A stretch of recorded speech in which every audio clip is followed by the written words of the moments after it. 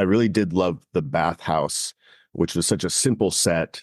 And that was actually, we built that in the stables, what were the horse stables on the grounds of the villa where we were filming. You kind of have to ride that line and give them just enough, but not too much to where there's no mystery left.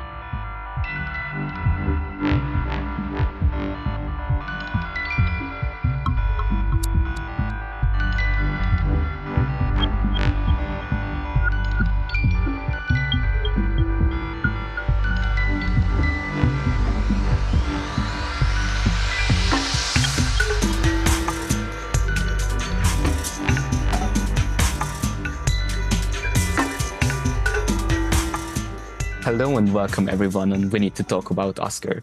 Today I am joined by Adam Reamer, the production designer of Immaculate, who I believe just 2 weeks ago must have been at the film's premiere at South by Southwest. Hi Adam, how was that festival experience?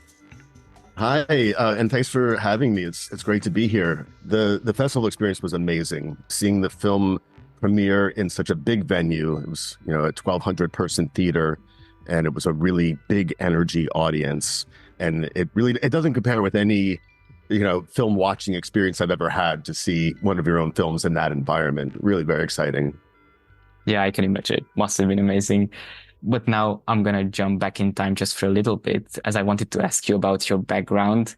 I read that you have a degree in architecture, but how did you become a production designer in the film industry? Yeah, so it was kind of a long and winding path. I did get my degree in architecture. And when I graduated Penn State, I moved to New York, where I wound up working for a set building company called Ready Set. I answered an ad in the New York Times for set carpenter.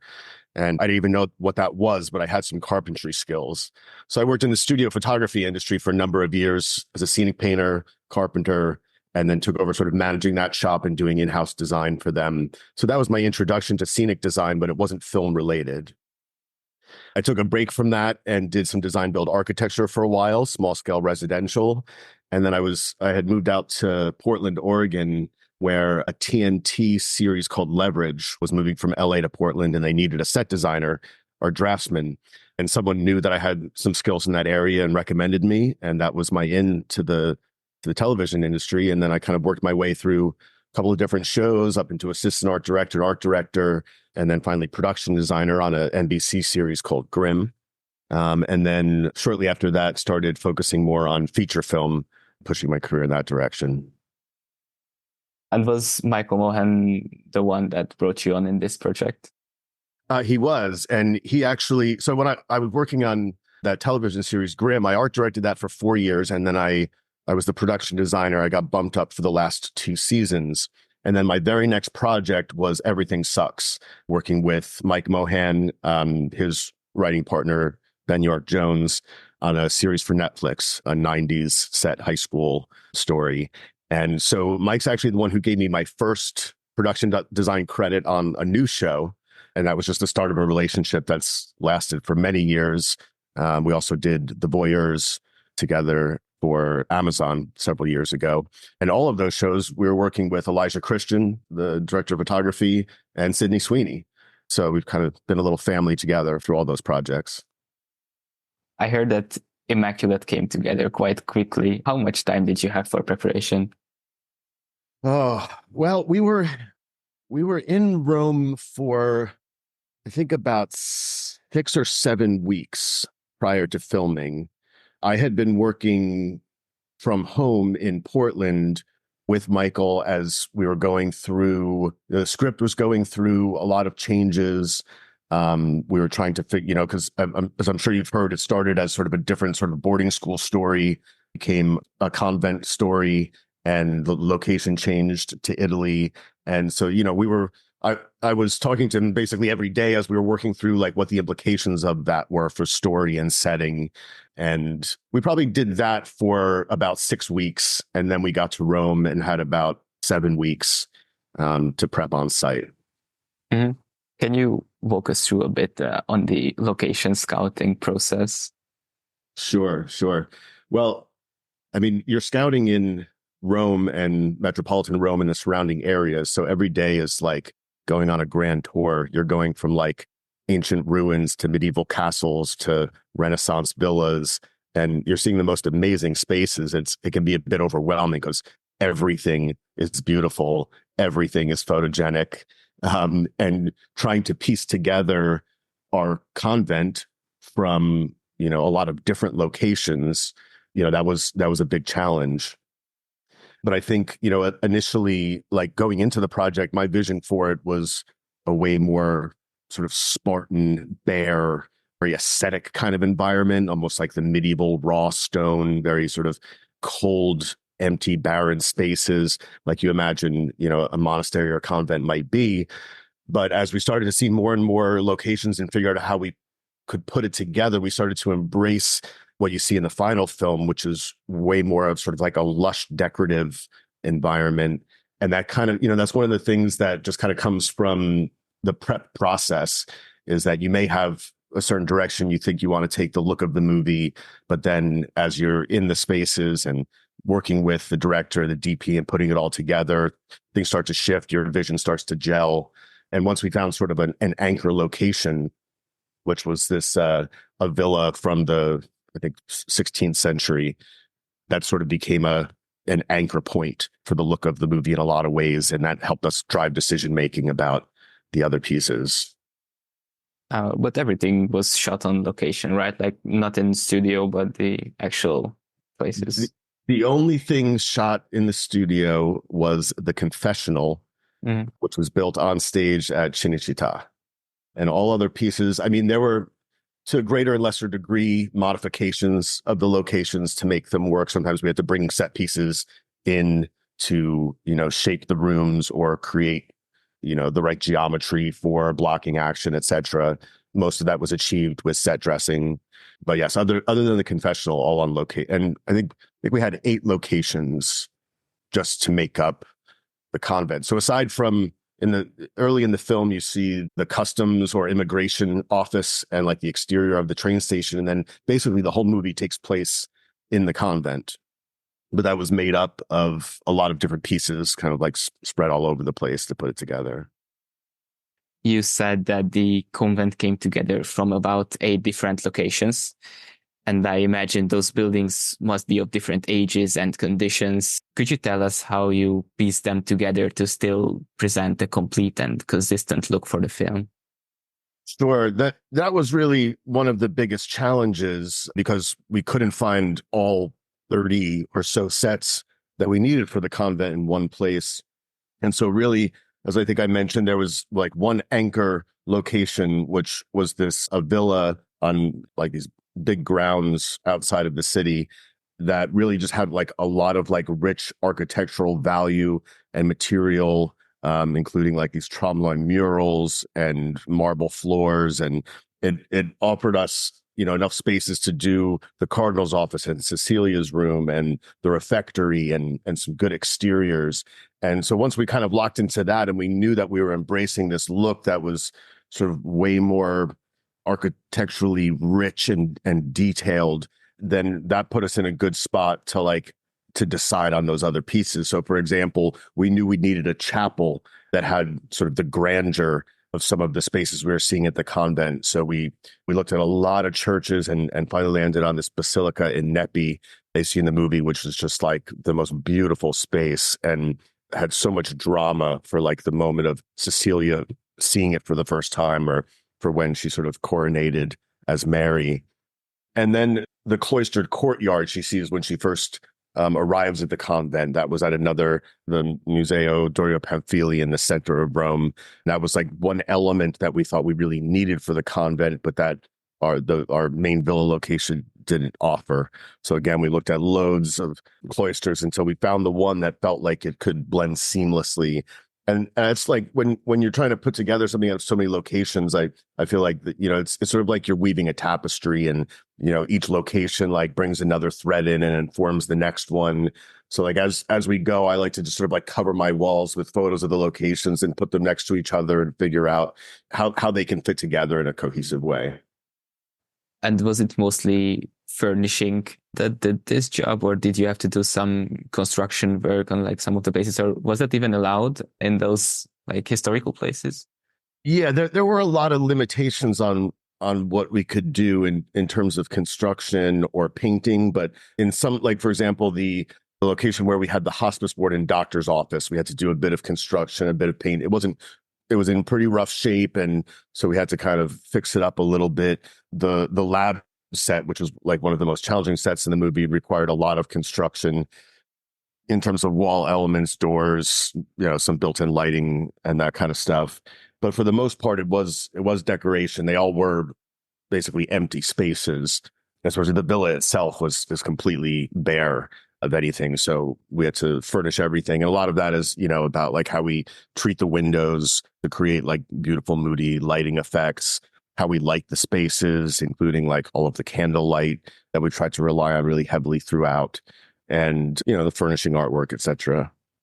Yeah, I did have a question about the candlelight because I did notice that many of the scenes used candlelight in the film, but I did wonder, like, how did that go with lighting? And did you have like some takes that you had to retake because the candlelight didn't work, or was it candlelight and additional lighting, or just the candlelight? What was that? Sure. And it's definitely a mix of, because we do have practical lighting in some of the sets as well. And then of course, whatever lighting Elijah is bringing in from the instrument. So it is a blend. But we were always able to tell in camera if the candlelight was working or not. So it didn't affect takes in the way that, we had to redo anything. I mean, one strategy we used is for filmmaking, they're special candles that are double wick candles. So they glow twice as bright as a normal candle. And then there's even triple wick candles. So we had custom candles manufactured in single, double, and triple wick. So depending on the needs of the scene, we could have whichever candles worked best to create the best balance, the other lighting, or like whatever the desired effect was in the space.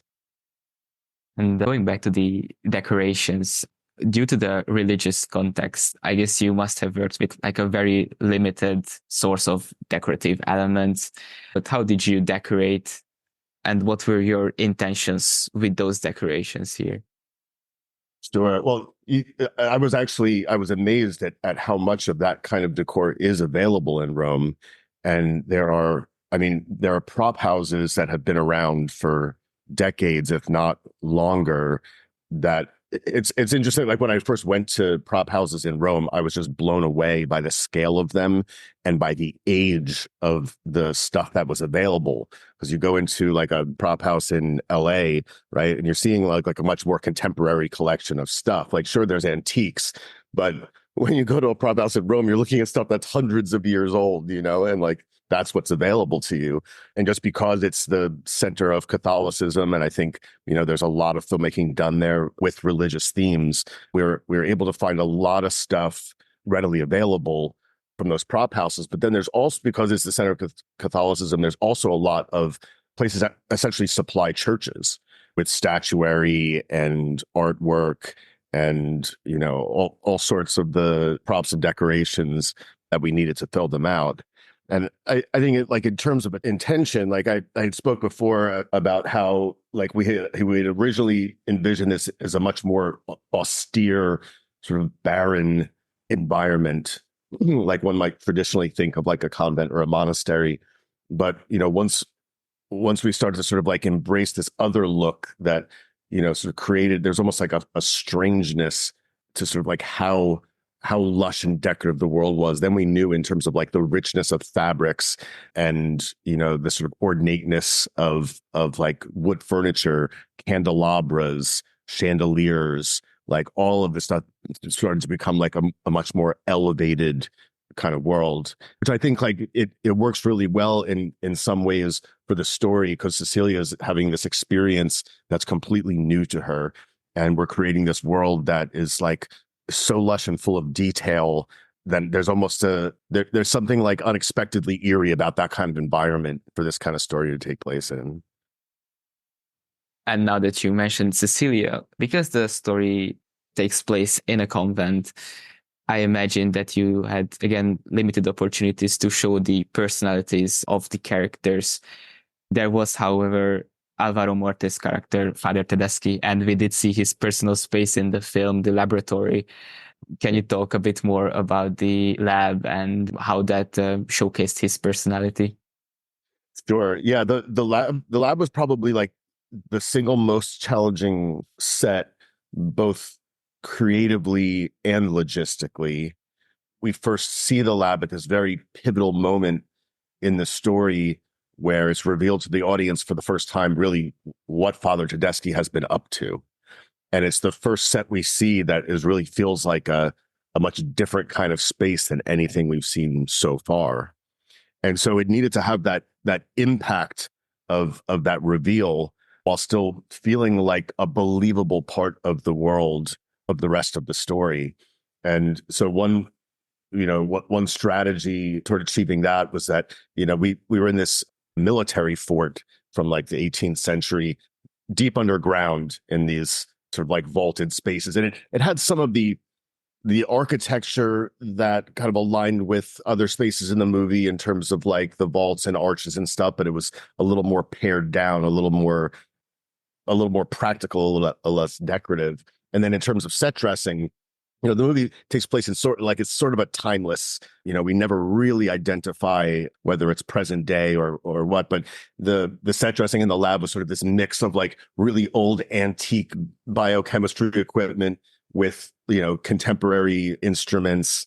We had this sort of like built-in LED lighting or these sort of industrial pendant lamps, but then also, like sort of the warm tungsten light and the wood burning fireplace. So it was really this like mashup of like what could be more contemporary scientific equipment with these other sort of artifacts of like a past time, right? And so I think that kind of spoke to Father Tedeschi's character in the way that, he's sort of like reaching deep into the past to try to like do this new thing with science.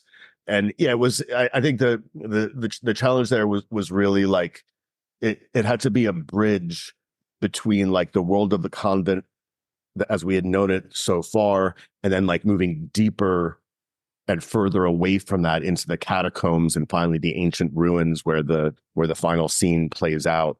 And then on top of that, there were a lot of logistical issues. I mean, it was a tough, tight space with limited access, and we had to have all of these special effects, from the wood burning fire to the cross brand, which was, fabricated with integral LED lights inside of it, and breakaway test tubes. Cecilia had to be able to douse the whole set with water, and then we had to dry it and reset it. We had smoke, fire, air cannons, all the action that takes place around that door and through it, and then finally the stunt of knocking the door down. So it was a lot of tricky technical things to get done in a tight space. And we shot all of the lab material in 2 days. So it was tight on time as well. But in the end, I think it was really effective in kind of being that pivotal point in terms of visual storytelling, but also like being a bridge, that kind of held the world together. I think the effects, played out pretty well in the end. Yeah, I think I can assure you that it did play out well. I remember watching the film with my partner, and at the point when we step into Father Tedeschi's lab, we both looked at each other at the same time and like squirming because we realized what is going to happen and what had happened. Yeah, so it did have that effect. Oh, good. Glad to hear. And also reflecting on something you said in this comment, because I remember me taking a note that the film does feel very timeless, because you can basically put the convent anywhere between the Middle Ages and the modern day. So yeah. And one tiny detail that I wanted to mention that I really liked was that cross-shaped table that we saw after Cecilia's initiation ceremony. Yeah, that was also a very cool moment. Yeah. That was a really fun set because it was so extravagant. I mean, the amount of like candles and candelabras and food and flowers, and like it was just so over the top. But the one shot from above, that's a direct reference to Black Narcissus, where there's a similar shot from above where you see them all eating and the tables are in the cross shape. So that was one little Easter egg that we pulled directly from that reference. Now we know that the most challenging set was the lab. And I'm curious, what was your favorite set to do in the film? I mean, the lab is up there for because I love a challenge and I love like solving those, the trickier problems that, really can pull the story together. But in terms of like a sort of like an ambiance or just the sort of the visual of, I really did love the bathhouse, which was such a simple set. And that was actually, we built that in the stables, what were the horse stables on the grounds of the villa where we were filming. And so it required like a quite a bit of cleanup to make it work for the bathhouse. But we built that octagonal pool within it and installed the showers and plumbed everything with hot water and steam and brought in like those gauzy linen curtains and some of the set dressing. Just it was just a beautiful set, like soft light and steam and the reflections off the water. And it's this place in moments in the story where things are becoming very tense and very sort of unknown for Cecilia. It felt like this little respite, this little place of peace. Of course, now we know that like it also becomes the site of some of the more shocking moments of the film, right? So it had this great contrast of being this like very peaceful space where then still things are taking a nasty turn. But I just love some of the visuals, the overhead of her in the water, or some like the wide shot with a big arch wrapping over the pool. I just thought were some of like my favorite images from the film. Yeah, you kind of shocked me with this because like I thought that the bathhouse was actually like one of the, the actual villa parts, like something that has already existed, and like that you said that actually horses were kept there. Like it's pretty amazing what you did. And there's like these old, like the original iron, like horse troughs mounted along the wall where they would feed, which we turned into like these sort of steaming braziers, like just to create another element in there. But yeah, it's really fun when you can repurpose a space that's so completely different from what you're trying to get out of it, and really with pretty simple moves. It doesn't take a lot, just some careful moves, and you can really turn it around. And what went into your research? Like, what was the vision that you had? Did you have some references? Well, I did watch a lot of nun movies, although I was focused less on the nunsploitation movies and more on sort of like more contemporary nun dramas like Pawlikowski's film Ida or Paul Verhoeven's Benedetta. We all really liked Black Narcissus as a reference, for one, going away back in the day, and that was definitely part of the inspiration for like sort of the grandeur of the place that we tried to bring to our story. Other than that, like my visual research, relies partly on film and partly on just like digging through the enormous amount of information on the internet and just pulling images that inspire me and putting together, color palettes, material palettes, and style sheets, that start to add up to a continuity of vision. And then that's a starting point. And, I had done that before I even left for Rome.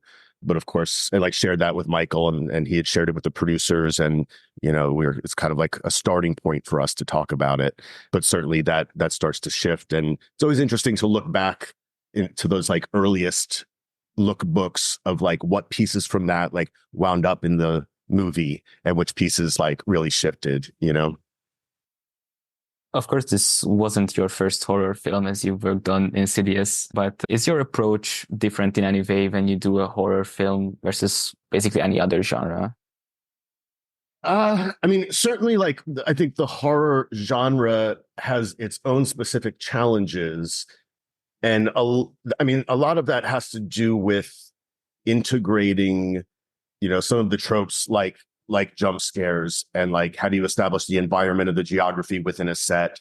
There's a moodiness to horror movies that you might not be going for in other genres. And so how do you use color palette, materials, lighting, practical lighting on sets to help establish that mood? But I think it comes down a little bit more for me to whether or not the story is heavily character driven or if it's more story driven.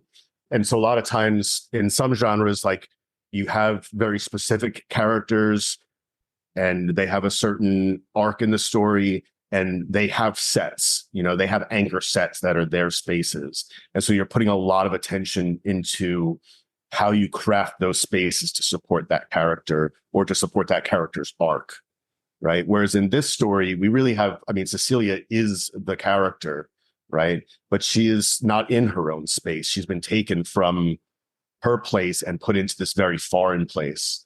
So in a sense, you're creating spaces less to support the character and more to kind of create a sense of unease or disparity, between character and setting.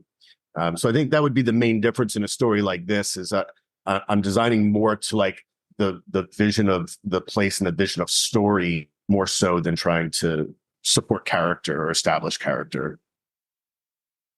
As for uneasy moments in the film, I think one of the strongest was the chase down in the catacombs. And recently I've talked to Christian, the film's editor, and he said that you were only able to shoot 15 minutes at a time down there. How was that experience? And just in general, how did you prepare that place for the shooting?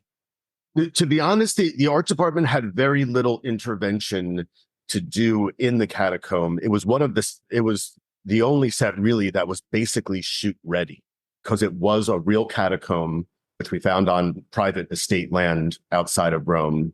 And as with many of these locations of antiquity, they're very particular about what you can and can't do in them. You can't make any big modifications. You have to leave things largely undisturbed. So with the exception of I think we had to put in one little set wall and we had some props in the catacomb. But other than that, it was kind of hands off for us. But it was an interesting experience shooting down there because you're deep below ground. Humidity is high, which is tricky for camera lenses. Oxygen is low, which is tricky for working. It's dark. And the crews, we have to keep a very small crew down there. We have to bring them back up to the surface every so often to get some fresh air and reoxygenate before going back down again. So it was a challenging environment to shoot, but it had the authenticity of the real thing. I think that's what makes it, really special.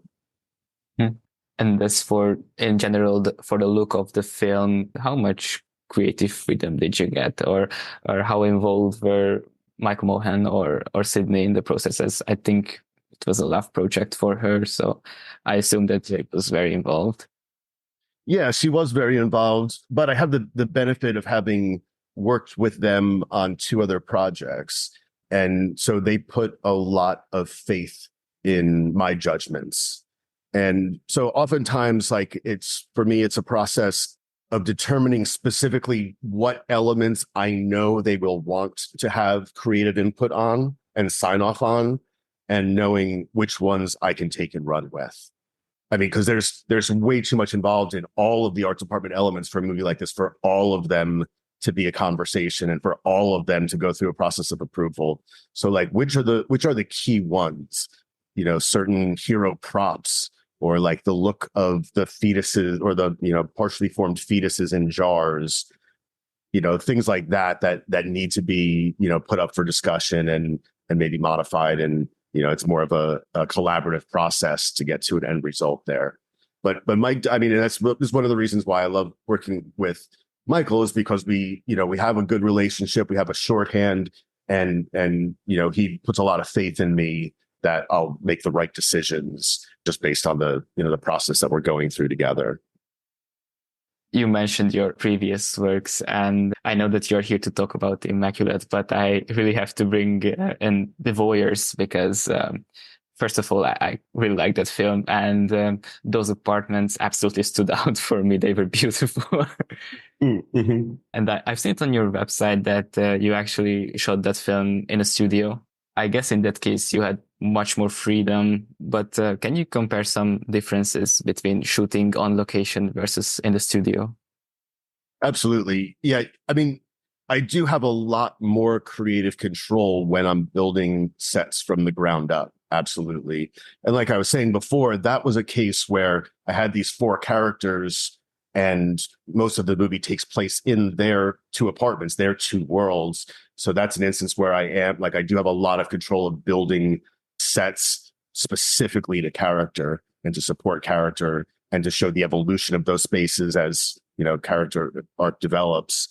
But you have also a lot more control, like production wise. You're not subject to time of day or weather or temperature. It really frees up the schedule for production when you're indoors to be able to shoot for weeks on spaces where you have total control of all the elements. In that particular film, we had identified in like an early pre-scout of the city, we had identified an exterior for those apartments that we felt was like, for me, was the right stylistic look for the two characters and had sort of the geography we needed for the relationship of them. And so that was a great starting point for me then to recreate that relationship on stage, but then like have all of the creative freedom for the interiors of those. And that's, to this day, that's the largest set I've ever designed. It was two apartments, about 2,500 square feet each. They were lifted a story off the ground with 3 stories of exterior facade wrapping around a courtyard, a gigantic custom translight, like a day-night backing of the city that we built in the biggest soundstage in Montreal. So that was a monstrous set build, and a really, really fun one. Yeah, still one of my favorites.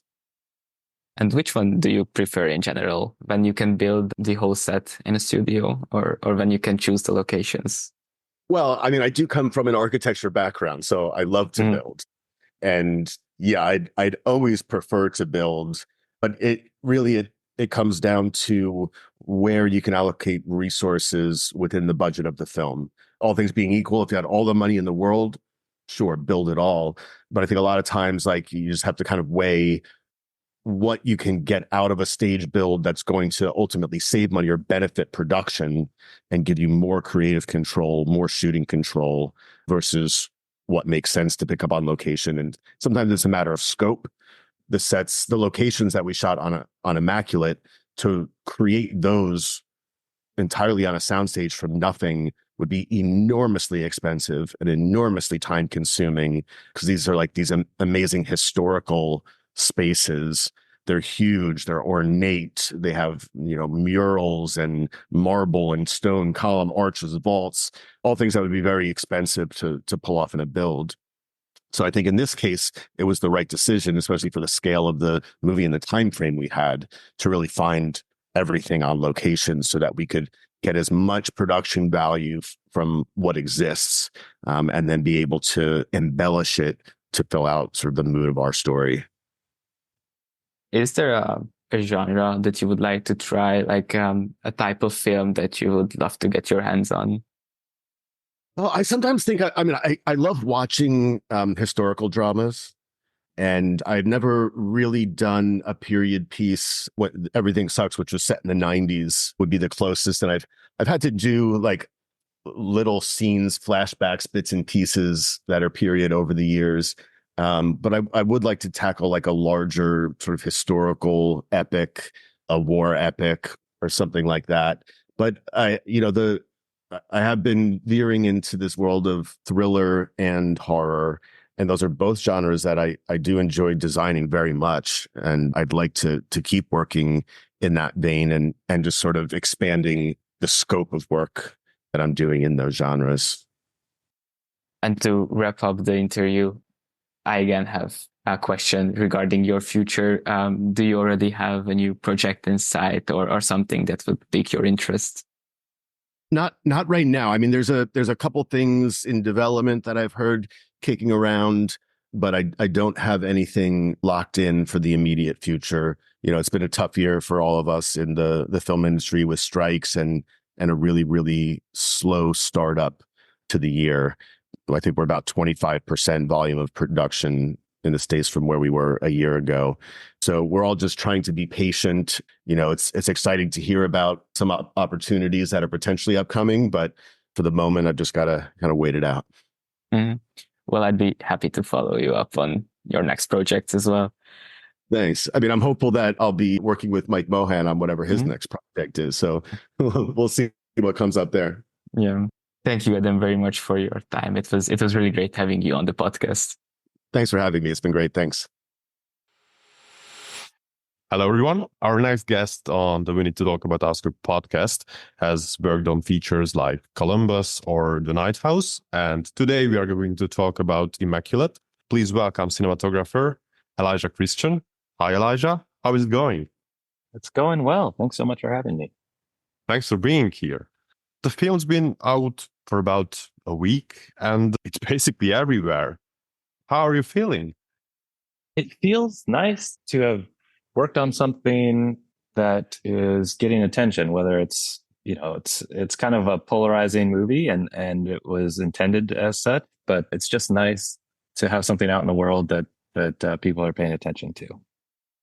We like to start our interviews by asking our guests about their core memories that made them fall in love with films or made them decide on it and go into filmmaking. Are there any specific moments in your life to which you can attribute these feelings or decisions? I don't know if there's like a really specific thing. I think that my earliest memories of experiencing movies that were maybe not in the mainstream at the time or not typical was my dad was always really into martial arts movies, and so we would watch a lot of Bruce Lee movies and stuff like that as a kid. But then he also introduced me to Kurosawa, and so like Ran and Rashomon, these are movies that I saw pretty young that really just kind of, I feel like that really was my introduction to world cinema, so to speak, but just like a different type of film than was mainstream at the time or what was, I was used to watching as a kid. And to steer our conversation a little bit towards Immaculate, correct me if I'm wrong, but you and Michael were actually college roomies, and then you went on to work on a TV show called Everything Sucks, a film 2021's The Warriors, and now a second movie, Immaculate. By the way, all three starring Sydney Sweeney. How has your collaboration and work together evolved throughout the years? Is this how you imagined or what you dreamed about? Yeah, we were roommates in college our senior year, and I shot his senior thesis movie. And then we both needed to get jobs, and I started doing grip work on like little indie movies and eventually TV and then bigger movies. And all the while, Mike and I would shoot little projects, little shorts and things on weekends or whatever. And we made our first feature in 2008, 2009 that we shot over weekends over the period of about 2 years and made it for, I think, $20,000. Then, from there, we've made several shorts and other features as well. So it's like there's been a ton of collaboration over the years, and it's been a really great relationship. We've remained good friends, and it's been really nice to sort of grow together. You worked on horror films before, like the one I mentioned in the introduction, The Night House. What would you say is your general relationship with them? Plus, visually, what were your influences for Immaculate? Yeah, so I have a kind of I don't know, not a straightforward relationship with horror. I really appreciate the older horror films. I think of like the top being probably Rosemary's Baby, The Shining, The Exorcist. Like those to me are really what I love. And I never really got into more of the horror like when I was growing up, like the Freddys and the Jasons and stuff like that. I really didn't click with those at first. It took a while for me to sort of get into that style. But I think it's still, when I think about horror, I still think back to that early work. I think for Immaculate, definitely Rosemary's Baby was a huge influence for Mike and I, just in terms of the circumstances of the main character. And we also just loved the look of it, that very grainy feel. And also, I think for me, Jack Cardiff's work in The Black Narcissus was really the main influence. I just love that movie is just like a painting, it's just gorgeous. And I just wanted to try and just sort of, I don't know, pay a little homage to that work. Balancing the cold and dark walls and at the same time, figuratively, the feeling or atmosphere of the convent with some warmer aspects like the blood and red lights must have had its challenges. Also, the absence of light is a crucial tool of the genre and of the film itself. How do you get to the right amount of each? Like, I know it's not like there is an official international pact or ruling that says what's the ideal or perfect, but for you, for Michael, for your crew. Yeah, it's kind of a case by case basis, but you're trying to embody the atmosphere of the scene or the mood of the scene. Obviously, certain factors go into it, certain practical things, but yeah, it's really trying to visually portray the character's mindset or what's happening to them in the moment. So it requires a lot of close work with Mike, just like figuring out what the scene is about, what needs to happen in the scene, the practical aspects of where the camera is seen during the scene, like what directions are we looking, how far is the camera moving, how wide are we, that dictates how far away the lights need to be or what can be lit, honestly. And then a lot of it also is working with Adam Reamer, in this case, a production designer, and just trying to create the atmosphere that is appropriate for the movie. And, in this case, there was a lot of candlelight, there's firelight. It is more present day, but it's still, the setting is still it's an old convent, so it needs to add that classic feel. In connection to the lack of light and the candles you just mentioned, this might be a bit of a dumb question, but is it even possible to light and then shoot a scene solely with candles? And if not, how do you light it in order to make it look as realistic, as lifelike as possible? Yeah, it is possible for sure. I mean, it depends, how many candles you have. We did a lot of testing before shooting. I knew that we were going to be shooting in the actual catacombs underneath Rome.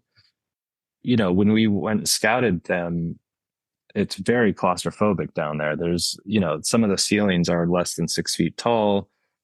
There's places, where you could bump your head or there's very narrow passageways. So I just couldn't figure out how we could actually, hide lights in there. So part of the testing process was looking at cameras that could handle low light really well. And then, fast lenses to pair with them specifically for those moments. And then also I tend to, if I can help it, like not try to fake the light as much as possible. So I do really like it if Sydney's holding a candle, for example, that candle is what's lighting her. There might be other lights in the scene, but usually they're more for the room itself or the setting and not as much for her. So it's more of like she's lighting herself in that case. And then we, trying to add other lights in the scene to just sort of like give us perspective of where we are, right? Because if you have a candle, it's light in a very small area around itself, but not the rest of the room.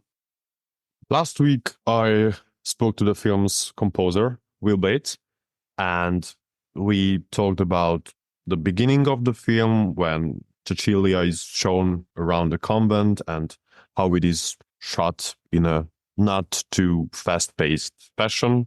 Some at times even playful music playing in the background. And then there are those segments where you had to navigate the halls and walls, or, for example, near the end, what you just mentioned, we get a chase scene in the catacombs. I'd have two questions in regard to this. Cinematography doesn't get enough credit in general, but dare I say, recently, in the last couple of years, that has changed some. However, to be a bit more specific, we don't talk enough about the craft pacing wise, I would say. What impact would you say your ideas and work may have had on this project, in this matter in particular? Yeah, I think really the pacing originated from Mike in terms of him thinking through how he wanted the rhythm of the edit to work. And so we would talk about how long shots needed to last, like in that introduction when she first arrives at the convent.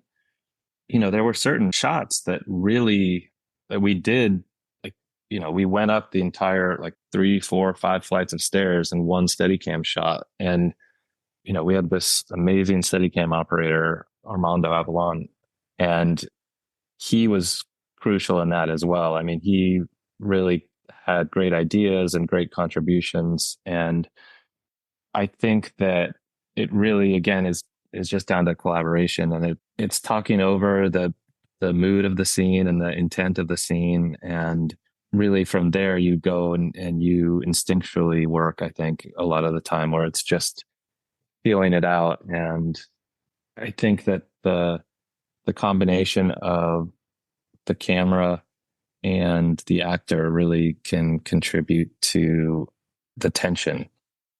Absolutely. And this navigation of the set part, I've always been super fascinated with, since the basically choreography of it, getting it right, just seems like such a complicated thing from the outside. And of course, production design and everything else comes into it as well. Can you tell us a little bit about this detail, this side of your job? Yeah, the catacombs are a real challenge. I mean, we had a very short day to shoot there. I think we had an 8-hour day that day, because it was a weekend, it was a Saturday, and there were heavy limitations on how long we could be down there before we had to come up to the surface. And then, we had to take several breaks. Like, I think every hour, 15 minutes, we had to come up for 15 minutes just to get some fresh air. We had issues with when we initially brought the equipment down there, everything was covered in condensation. The lenses would fog up, all the monitors were just dripping wet. Honestly, it took the first 2 hours of our day just to get the gear acclimated to being underground. So yeah, I think because it is like a labyrinth down there, it was a challenge to figure out how to tie in different tunnels and there were certain areas that were kind of like a landmark or distinctive areas that visually you could sort of tell where you were. But then there were other areas where it was just very confusing and could be anywhere. So it is kind of like when you're shooting in the forest, and you kind of cheat, where you're looking, and you can sort of play around with directions and sort of like use that confusion to sort of add to the claustrophobia and just that feeling of being in a maze and not knowing your way out. It's like the end of The Shining, for example. You shot all that in one day, basically 6 hours after all. Yeah. My God. Revelations play a really important part in horrors, and the slowly swaying sheets while they are being hung out are, to me, a perfect metaphor for the decision making behind what to and what not to show at what points of the story, or whenever even. Do you yourself like to rather show more or leave more to the audience's imagination and, I would say, interpretation? Well, I think it's a balance. It's always a balance, because you can go too far one way or the other. I personally am not a huge fan of stories that lay everything out in black and white and leave nothing to the imagination. So I definitely prefer something that's a little bit more mysterious, or something that makes you think about it afterwards, something that leaves you wondering, or that lets you come to your own conclusion. And, you can be too vague as well. Like you can go the other way and just leave people confused and ultimately frustrated. So you kind of have to ride that line and give them just enough, but not too much to where there's no mystery left. And then there is the final scene that everyone's talking about. It's like one of those moments where you can see how much thought went into what's shown, what's not, and for how long. Also, I heard Sydney talk about the experimenting behind that, the decision of no rehearsal for that specific bit of the film.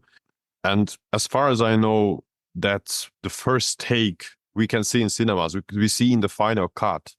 What was your experience shooting this? How did it end up looking, but especially feeling like this? Yeah, that scene, it's definitely intense. It's funny because Mike had started talking to me about this movie right after Sydney sent him the script. And I think I don't think that ending was the original ending. I think that was all Mike. And I think that came very early for him. I think that was something that he described to me in our very first conversation about the movie. And, I definitely had some hesitation about it just because, like, this is a scene where if you don't pull it off correctly, it's really rough. It's rough enough as it is, but like if you play it wrong, it's pretty brutal. So, we definitely talked a lot about, okay, what do we show? What do we not show? What are the sounds? His sound is so important, especially in this moment. And it's like the sound could have been done another way completely, and it would have completely changed people's thoughts about this movie. So I think it was something that, Mike was just set on from the beginning. It was his first instinct for the end. And it was so great being there on set. And, we found the location we wanted to do it.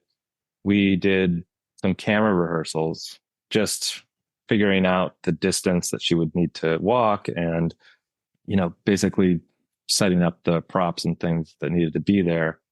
But it was a dry run for Sydney. And we've worked with her a lot now, and she's just one of those actors who can just turn it on and turn it off. And it's kind of incredible. It's pretty interesting to see in person, because she can have a scene like this where she's pouring her heart out or pouring her guts out, and just like immediately Mike calls cut and she just starts smiling and like, okay, what are we doing next? And it's just like, she can turn it on, she can turn it off. There's no method. No, she's just able to do it, and she's able to do the physicality as well. I mean, there's moments that we've shot with her where, she'll sit in and she'll need to cry in the scene, and she'll look around, she'll see which side the light is coming from, and she will cry at the exact moment you need her to, out of the eye that's lit. It's just like her facial control is incredible.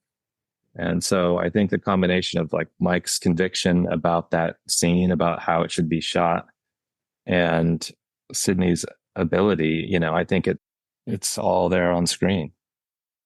And this is a true passion project for her. Like she first came across the script and the possibility of playing the main role back when she was 16. Then for some reason that fell through. And now it got made with her as the producer, her first producing gig, which I would guess adds a whole lot of pressure to her from others. And as I heard, or as I took it, from herself as well, wanting to give the maximum on all levels and to everyone. How did this pressure come across to you? And how are you coping with pressure? Yeah, I mean, Sydney was very involved, like from the beginning. She was there on scouts with us.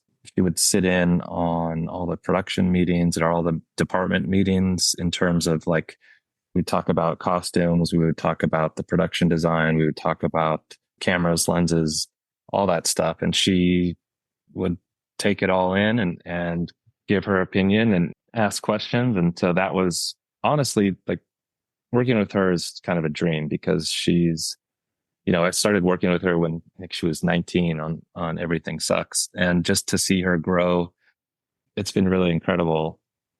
And I think that because we've worked together for so long, there's a trust there. And I think that makes it easier because we can just be like totally upfront and honest and there's none of that. I don't know. There can be a lot of bullshit, if I can say it, in terms of like how people communicate. There's none of that. It's very much just like, okay, this is the problem I'm having, or this is what I need to get this scene. And she'll go to bat. And so I think that just cultivating relationships like that, in general, I think that's the way you want to work, right? Is like, you want to be able to be upfront and honest with people. And when you're having a hard time, whether it's because of the time limitations or the equipment or the manpower or all the practical things that come into making a movie, you need to be able to speak frankly with your collaborators and be direct and be honest and just have that level of respect for each other. And to wrap up and ease up a little, where can we see your work next, Elijah? That's a great question. So I had another movie called Family that premiered at South by, and I don't know where that will end up at this point. It was well received, but it's more of an art horror. So I guess we could kind of hope that ends up on a streamer soon, or maybe out in the world. Who knows? I've read some glaring reviews. So yeah, it was a very cool they really project. dug it at South by. Yeah, I'm hoping that comes out soon. And at the moment, I'm just meeting on other projects and hoping to be starting something soon. Elijah, thank you so much for taking the time and being here. It was really great talking to you. Thanks. Thanks so much.